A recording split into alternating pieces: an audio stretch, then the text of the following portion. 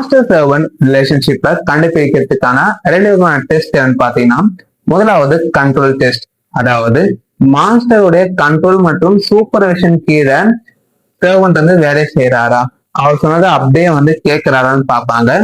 அப்படி அவர் செய்யறாருன்னா அவருடைய தாட்டுக்கு master will Hell வைக்காரஸ்லி liable.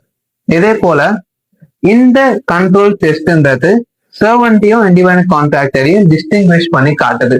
ஏன்னா இண்டிபெண்டன்ட் கான்ட்ராக்டர் யாரோட கண்ட்ரோலையும் வேலை செய்ய மாட்டாரு, அதனால அங்க வைக்கரஸ் லயபிலிட்டி அப்ளை ஆகாது.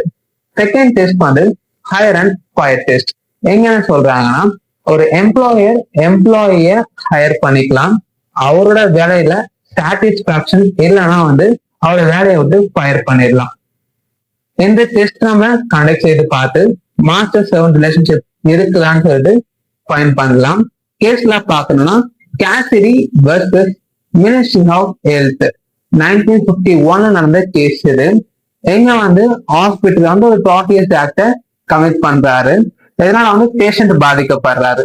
ஹாஸ்பிட்டல் மேனேஜ்மெண்ட் என்ன சொல்றாங்கன்னா, டாக்டர்ன்றவர் ஒரு இண்டிபெண்டன்ட் கான்ட்ராக்டர், ஏன்னா அவருடைய அந்த சர்ஜரின்றது எங்களுடைய கண்ட்ரோலுக்கு கிடையாது, அதனால நாங்க இங்க வைக்கரஸ் லயபிள் ஆக மாட்டோம் சொல்லிட்டு மேனேஜ்மெண்ட் சொல்றாங்க.